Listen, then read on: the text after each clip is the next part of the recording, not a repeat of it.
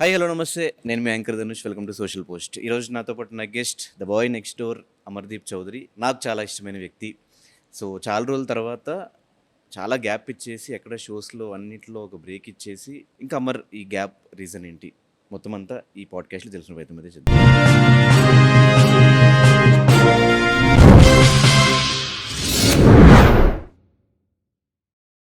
ఎక్కడో ఒకప్పుడున్న యాక్టివ్నెస్ నాకు అసలు రీసెంట్ టైమ్స్ మనం కలిసినప్పుడు డల్ కూర్చుని సంథింగ్ ఏదో ఆలోచించుకుంటూ అసలు ఈ ప్రెజెన్స్ ఆఫ్ మైండ్ ఇక్కడ ఉండకుండా మల్టిపుల్ థింగ్స్ మైండ్లో తిరుగుకుంటూ ఫోన్లు మాట్లాడుకుంటూ అసలు ఏంటి ఆ డిప్రెషన్ వెనకాల రీజన్ ఏంటి? బయటికి రావట్లేదు, ఎవరిని కలవట్లేదు, ఫోన్స్ మాట్లాడట్లేదు, అసలు యాక్టివ్గా ఉండట్లేదు. రీజన్ ఏంటి? మనిషి తగ్గిపోయో, ఫేస్లో ఆ కల పోయింది. అదేదే అంటే అట్లేం లేదు. కొద్దిగా హెల్త్ ఇష్యూస్ కూడా కొద్దిగా వచ్చాయి. ఇంకా డిప్రెషన్ అంటావా ఆబ్వియస్లీ ఇప్పుడు ఎవ్వరికి అయినా మనకు ఎవరి స్థాయికి తగిన వాళ్ళకి స్థాయికి సంబంధించిన ఒక ఫినాన్షియల్ వైజ్ అవ్వచ్చు, పర్సనల్ వైజ్ అవ్వచ్చు, ఫ్యామిలీ పరంగా అవ్వచ్చు, ఏదో ఒకటి దెబ్బ తగులుతూ ఉంటుంది. అలాగ కొన్ని ఎఫెక్ట్ అయ్యేసరికి కొద్దిగా ఒంటరిగా అయిపోయాను. అంటే మిగిలిపోయాను, సైలెంట్ అయిపోయాను. ఒక 4 గోడల మధ్య కూర్చొని నన్ను నేనంటే డిస్కవర్ చేసుకుంటున్నాను. నన్ను నేను తెలుసుకుంటున్నాను. అంటే నేనేంటి అనేది. అంటే ఒకప్పుడు ఉన్న అమరు ఇప్పుడు బయటకు వస్తాడో రాడో కూడా నాకు తెలీదు. ఈ నేచర్ ఏమో నచ్చింది. సో, అందుకని చెప్పి ఇలానే ఉన్నాను. ఎక్కువ రోజులు ఏముండదు. బట్ మనం అనుకున్నది ఇంకా కొద్దిగా ఇంకా ఎక్కడో ల్యాగ్ అవుతున్నాను. కొద్దిగా మన అనేవాళ్ళు కొద్దిగా మనకు చెయ్యి ఇవ్వట్లేదు. సో, ఒక్కడినే కష్టపడుతున్నాను. అందులో ఎక్కడో అంటే కుటుంబంలో కూడా మనకెవరు హెల్ప్ చేయట్రు. సో, మనకు సొంత మనుషులే మనకు హెల్ప్ చేయనప్పుడు, మనకు చెయ్యి అందించినప్పుడు మనకి ఎలా ఉంటది? సో, వాటిని ఎలా ఎదుర్కోవాలనే దాని మీదనే ఉంటది. ఇది ఎవ్రీవన్ చాలా ప్రతి ఒక్క మనిషి, ప్రతి ఒక్క కుటుంబంలోనూ, ప్రతి ఒక్కరి జీవితంలోనూ ఉంటది. చాలామంది అనుకుంటారు. ఇప్పుడు సపోజ్ చాలామంది అమర్‌కేం అబ్బా మంచి ఫ్యాన్ బేస్, అబ్బా మంచి స్టార్, అబ్బా ఎవ్వడికి ఉన్న నొప్పులు ఆడుకుంటాయి. మన కొన్ని మనం చెప్పుకోలేము. చెప్పుకుంటే అవి బాగోవు. అంటే నా పర్సనల్ లైఫ్‌లో నాకు తేజు అవేం లేవు. మళ్ళీ వీళ్ళు ఇంకొకరు రాసుకుంటారేమో. అలాంటివి లేవు. మేము బానే ఉన్నాం. మేమిద్దరం చాలా బాగున్నాం. అట్‌లీస్ట్ తను నాకు సపోర్ట్ చేస్తుంది. మా అమ్మ నాకు సపోర్ట్ చేస్తుంది. బాగున్నాం మేమంతా. మాకు మధ్యలో లేవు. ఇంకొన్ని మనం కొద్దిగా నేను డౌన్ ఉన్నప్పుడు నాకెవరు చెయ్యి ఇవ్వట్లేదు. అది ఎవరైనా అవ్వచ్చు. నేను డౌన్ ఉన్న టైంలో కొద్దిగా నాకు చెయ్యి ఇవ్వట్లేదనమాట. నేను అనుకున్న వాళ్ళెవరు చెయ్యి ఇవ్వట్లేదు. అది ఆబ్వియస్లీ మనకు నొప్పి అనిపిస్తూ ఉంటుంది. ఈ టైంలో బయటికి తీసుకొచ్చే వాళ్ళు ఎవరు లేరు. అలా అని చెప్పి నేను ఎవరి మీద డిపెండ్ అవ్వను. నిజంగా నేను అడిగాను అంటే ఇప్పుడు తేజు అయినా, మానస్ అయినా, ఆర్యన్ అయినా, మా అమ్మ అయినా నాకు చేస్తారు. బియాండ్ దట్ అడగలేను. I won't depend. నేను ఎప్పుడు డిపెండ్ అవ్వను. నాకు నిజంగా అంత కష్టం వస్తే తప్ప నేను అడగను. మన శ్రీకాంత్ అన్న ఉన్నారు. నాకు ఏదన్నా ఉన్నా కానీ ఎందుకు అడగలేకపోతున్నాను, ఎవరిని ఏంది అడగలేకపోతున్నాను. అది అహం అడ్డొచ్చో, లేకపోతే మొహమాటమో, లేకపోతే ఇది కాదు కానీ వద్దు. చాలా వరకు కొన్ని రిలేషన్స్, బంధాలు, బంధుత్వాలు ఒక నోటు దగ్గర తెగిపోతాయి. మనీ దగ్గర తెగిపోతాయి. నాకు అమర్ అనేవాడు ఎప్పుడు మనకు తోడుగా ఉంటాడు అనుకోవాలి కానీ ఎప్పుడు ఏదో అడుగుతారా అనిపించుకోలేను. నాకు అది రాదు ఎందుకో. అందుకే ఎంత కష్టం వచ్చినా ఒకరినే భరించా, ఓపిక్గా ఉన్నా, అవి ఇవి చేసుకుంటూ ఎట్లో బ్యాకప్ చేసుకుంటున్నాను. ఇంకా మెంటల్లీ అంటావా ఐఎమ్ సో వీక్. కొద్దిగా షూట్స్ వైజ్ అవ్వచ్చు, రెస్ట్లెస్ అవ్వచ్చు, షోల్డర్స్ ఈ పెయిన్స్ వల్ల ఆల్మోస్ట్ ఇంకా బయటికి రావడం ఎందుకో నచ్చలేదు. ఇంట్లోనే ప్రపంచం అయిపోయింది.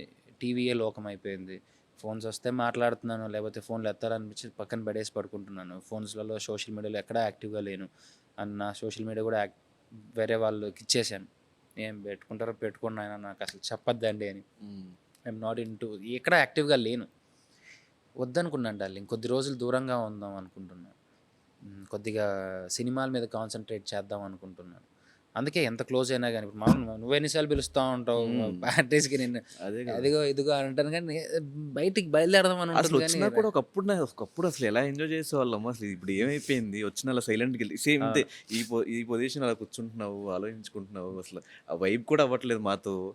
అసలు ఏం జరుగుతుంది ఏంటో ఏం అదే అంతే అదే కాదు. ఏం నిన్ను నువ్వు మిస్ అవుతున్నావు బ్రో. మిస్ అయిపోయాను బ్రో, మిస్ అయిపోయి ఇంకా మిస్ అయిపోయాను ఆబ్వియస్లీ. ఉమ్, ఇది అమర్ కాదు యాక్చువల్లీ, అవును. ఇది అమర్ కాదు. నాకు నేను కాదనే విషయం నాకు తెలిసిపోయింది. ఉమ్, మరి నేను ఎక్కడ స్ట్రక్ అయ్యానో తెలియదు, బట్ రావాలి మరి. అది ఆ సంతోషం, ఆ హ్యాపీనెస్, ఆ టీఎస్ ఎప్పుడు వస్తాయి బయటికి నాకు తెలియదు. ఉమ్, ఐఎమ్ జస్ట్ హోల్డ్ అయిపోయాను.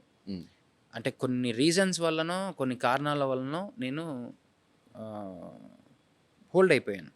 ఆ హోల్డ్ అయిపోయినప్పుడు నాలో ఉన్న ఎమోషన్స్ కూడా ఫ్రీజ్ అయిపోయాయి. సో నాకు కన్నీళ్ళు రావు, ఓన్లీ ఒక నవ్వు ఉంటుంది. ఆ నవ్వు కూడా ఫేక్ స్మైల్ అని తెలిసిపోతుంది. అది ఏం అదే తెలియదు మనస్ఫూర్తిగా నవ్వుతున్నట్టే నాకు ఏ రోజు ఈ రీసెంట్ టైమ్స్ నాకు అనిపించలేదు. అంతే. అంటే ఎక్కడో నేను హోల్డ్ అయిపోయాను బికాజ్ ఇది అమర్ కాదు. అమర్ అయితే ఇది కాదు, నాకు తెలుసు అది. నేను ఎక్కడో హోల్డ్ అయ్యాను, మరి ఎందుకు అయ్యాను అనేది నాకు, నేను ఎక్కడ మిస్ అయ్యాను అనేది తెలియట్లేదు. సో రీసెంట్గా దానికి సంబంధించి ట్రీట్మెంట్ కూడా తీసుకుంటున్నాను. ట్రీట్మెంటా? యా, ట్రీట్మెంట్ దాకా ఎందుకు బ్రో? మన సుధీర్ అన్న నాకు అది డాక్టర్ని ప్రిస్క్రైబ్ చేసినప్పుడు సిటీ న్యూరాల్లో జస్ట్ వెంట్ ఫర్ కొద్దిగా హెల్త్ ఇష్యూస్లో, హెల్త్ బాగాలేదు, కొద్దిగా వీక్ అయ్యాను. అంటే నాకు actually one side pain, migraine, stress వల్ల ఇంకా ఎక్కువ అయిపోయేసరికి కొద్దిగా వీక్ అయ్యాను. హెల్త్ సపోర్ట్ చేయట్లేదు కాబట్టి నేను ఎక్కువ అక్కడికి రావట్లేదు. మ్యాక్సిమం రెస్ట్ మోడ్లోనే ఉంటున్నాను. స్లీప్ టైమింగ్స్ అవి కొద్దిగా డిఫరెంట్గా ఉన్నా, ఫుడ్ టైమింగ్స్ డిఫరెంట్గా ఉంటున్నాయి. మధ్యలో ఉన్న వర్క్స్ అండ్ షూట్స్ వల్ల కొద్దిగా ఇంబ్యాలెన్స్ అవుతున్నాను. That too is muscle tire వల్ల అదొక పెయిన్. ఏదో ఇవన్నీ ఇవన్నీ వెళ్ళే స్టేజ్ ఒకటి వస్తుంది, ఒక రోజు వస్తుంది, ఒక్క రోజు వస్తుంది. అది ఎప్పుడు వస్తుందో నాకు తెలియదు, ఈశ్వరేచ్ఛ, ఆయన ఎప్పుడు ఇస్తాడో తెలియదు. ఐ థింక్ ఆ రోజు నన్ను చూస్తావేమో మరి. అయితే అప్పటిదాకా అంతే. కానీ ఐఎమ్ ఎంజాయింగ్ దిస్ లైఫ్. అంటే ఈ ఫేజ్ కూడా ఎంజాయ్ చేస్తున్నాను, బాగుంది. మనము దేన్నైనా కానీ తీసుకోవాలి. అరే నేను ఇట్లా అయిపోయాను అని పిసుకుంటా కూర్చుంటే అట్లానే అయిపోతాను. ఓకే, ఎంజాయ్ చేసిన లైఫ్లో ఎంజాయ్ చేశాను, ఇదొక కొత్త లైఫ్ అనుకుంటున్నాను, ఇదొక కొత్త స్టేజ్ అనుకుంటున్నాను. ఎన్ని రోజులు ఉంటుంది ఈ స్టేజ్? సరే దీన్ని కూడా హోల్డ్ చేసుకుంటున్నాను, కానీ ఎక్కువ రోజైతే హోల్డ్ చేయలేను. మరి ఎప్పుడు అది తెగుతుందో తెలియదు, తెగుతుంది అంతే. కానీ ఈ టైంలో మనుషుల రియాలిటీ అర్థమవుతుంది. అట్లా ఏమన్నా బాగా తెలిసింది? బాగా తెలిసింది. నేను విన్నా చాలా మంది దగ్గర నుంచి, అయినా ఏదైనా నువ్వు లేనప్పుడు కూడా చాలా మంది దగ్గర నుంచి, అమ్మర్ తీసుకున్న నీ వెన్నుపోట్లు ఫ్రెండ్షిప్లో ఇంకెవరు తీసుకోరు.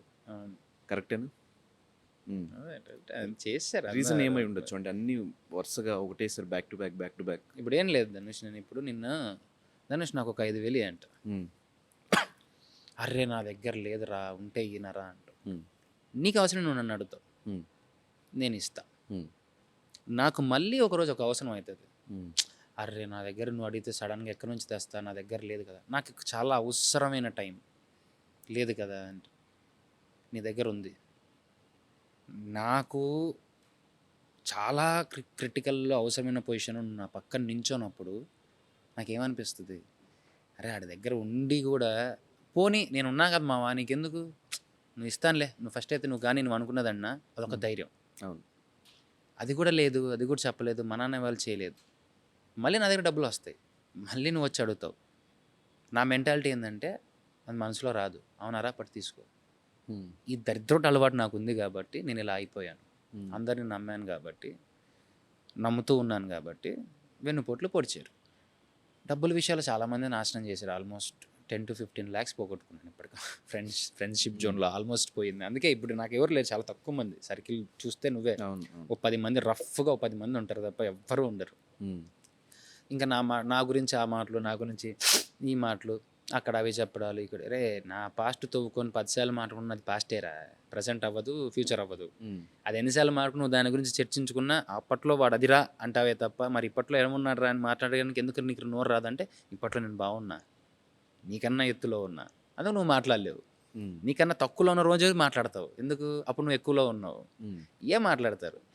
విని చిరాకు వచ్చేసింది మన దగ్గర. ఇట్లా అరే వాడు అమ్మాయితో అట్లా అంటారా, వీడు ఇక్కడ తిరిగాడరా, వాడు అక్కడ తాగేసాడరా, వీడు దీనికి ఖర్చు పెట్టాడరా, దానికి ఖర్చు, ఏ వాడికి కాల బొక్క, నీ డబ్బులు కాదు కదా. అందుకే డార్లింగ్ వదిలేసాను. హ్మ్. అంటే ఇయన్నీ పట్టించుకుంటే మనకు ఆల్రెడీ పిచ్చుంది. ఇంకా పిచ్చి ఎక్కుద్దని వదిలేసాను. హ్మ్.